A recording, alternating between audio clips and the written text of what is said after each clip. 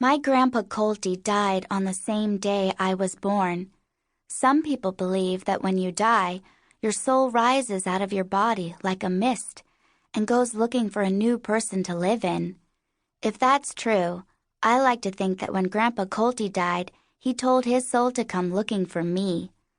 I was born December 21st, 1989 at Mount Sinai Hospital in New York City. It says so on my birth certificate, which hangs in a fancy gold frame on the wall of my bedroom.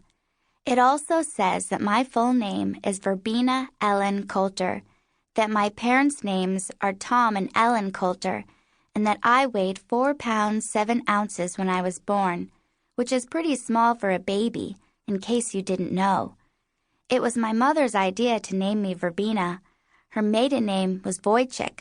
Her father, a baker, and her mother, a schoolteacher, were both of Polish descent, and my mother grew up listening to Polish folk music at home. I was named after one of her favorite songs, a polka called Verbena, Be Mine.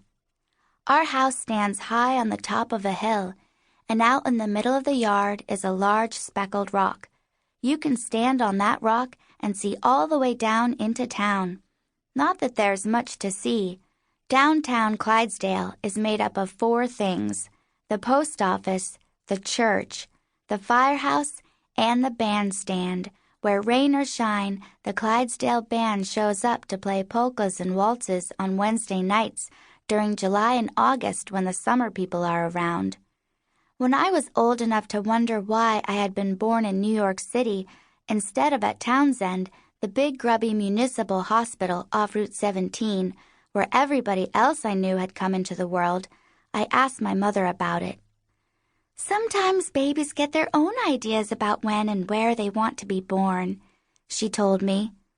For a while, I was satisfied with that answer, but eventually I felt a need to ask more questions, and that's how I found out that the reason my mother was in New York City when I was born was because she and my father had gone there to look for my Uncle Mike.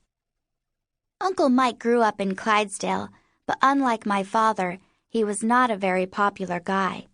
As a kid, he bullied his classmates and teased small animals, and when he got older, rumor has it, he did things that were far worse.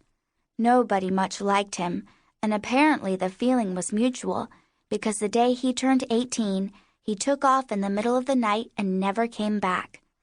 Even though that was years ago, people in Clydesdale still talk about him sometimes. Mike Colter was bad news. Trouble from the get-go. Warped.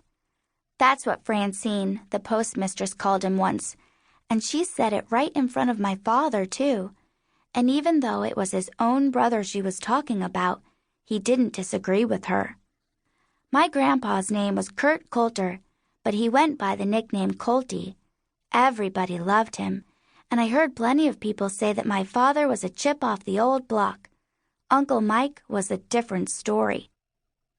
"Why did you and Daddy go to New York looking for him anyway?" I remember asking my mother. "Your grandpa was dying, and he wanted to see his youngest son one last time before he passed." "Did you find him?" "No," she said, "we didn't, but at least we didn't come home empty-handed. You arrived a little earlier than expected, but we couldn't have been happier to see you." Looking back on it now, I guess there were some things I should have noticed, like the way my parents always looked at each other whenever Uncle Mike's name came up.